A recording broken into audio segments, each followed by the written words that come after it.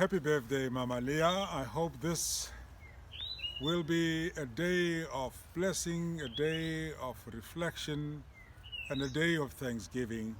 We hope also that Udada will spoil you, starting with rooibos in the morning and making this indeed a special day to a special person.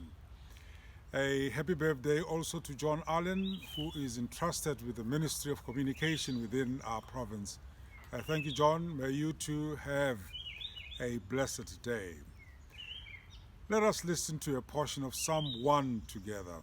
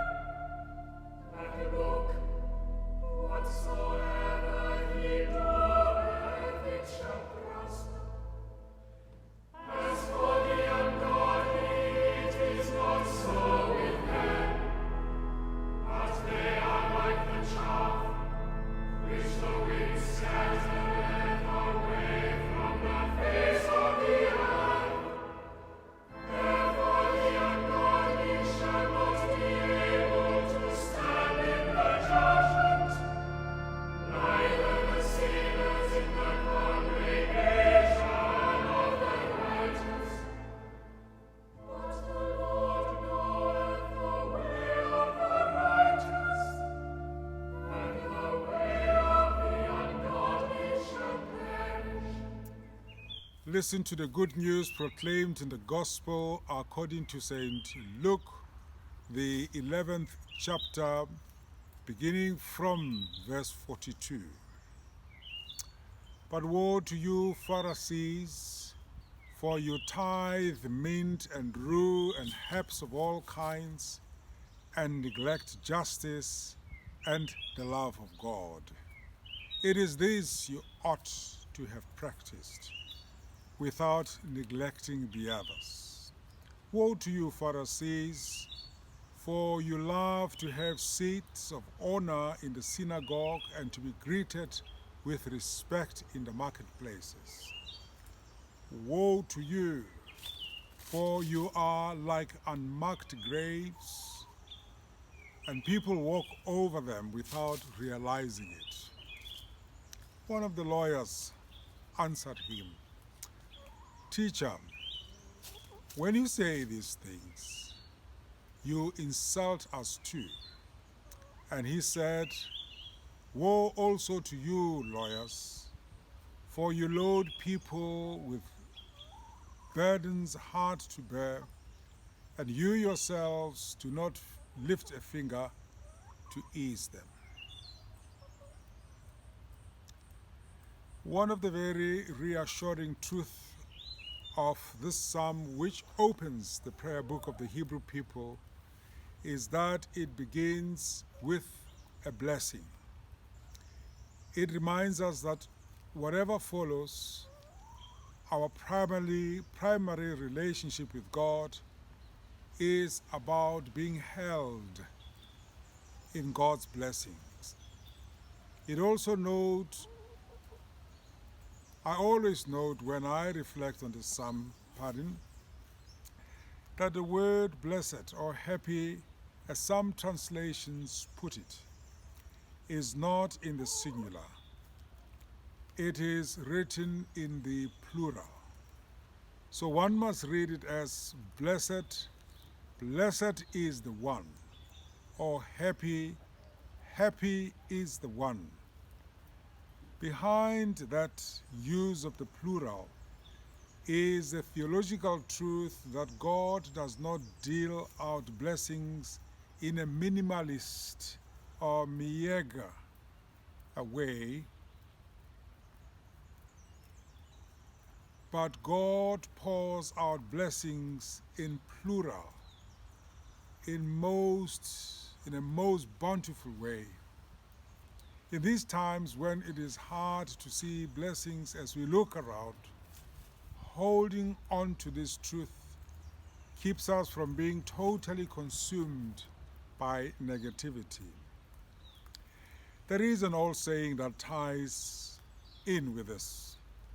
It says, "Many things broke my heart, but fixed my vision." Part of the power of Psalm 1 is that it sets our feet in that direction. As much as we rejoice in the blessings which we will inherit, we are also called to be vigilant about the things that undermine the blessing. It is interesting to note that the psalm starts with a blessing but holds out the reality of a curse at the end, as if the ways of God are not followed.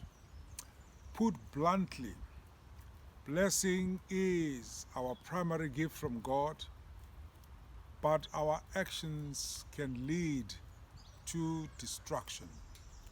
The psalmist warns us about three very human but ultimately destructive things. We are told not to walk in the counsel of the ungodly. We are also told not to linger with sinful people.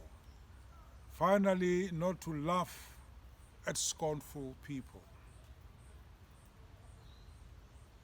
I would like to tarry a moment with the second of them because it has been so very much at the forefront of our lives and our country over the past years.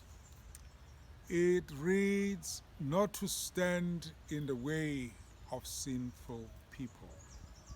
It does not mean that we don't have to contact them, keep bonds open with people who are deemed sinners.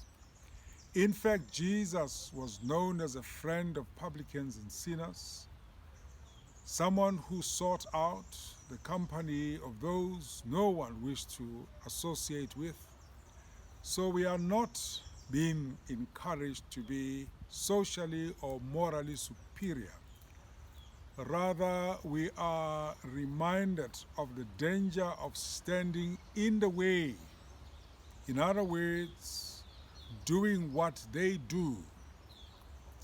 Over the past years in South Africa, we have seen how good people have been caught up in corruption, in racism, in xenophobia, to the detriment of social cohesion in our already divided country.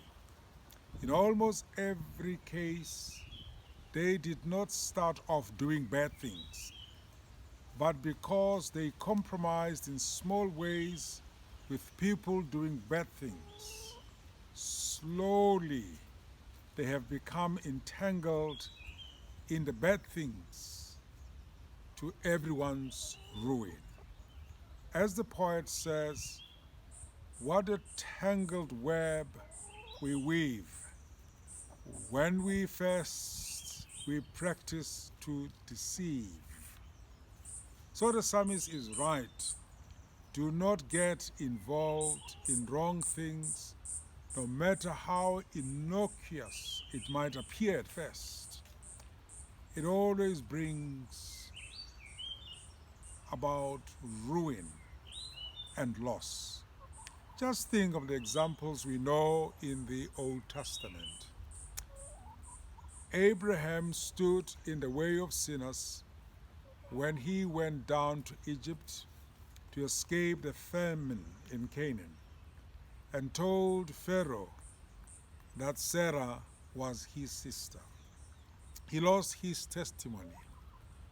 Lot stood in the way of sinners when he listened to the king of Sodom instead of the king of Salem, and he lost his family. Today, the challenge is clear. If you wish to inherit and to grow your blessing, you cannot stand in the way of sinners. Turn away now. Amen.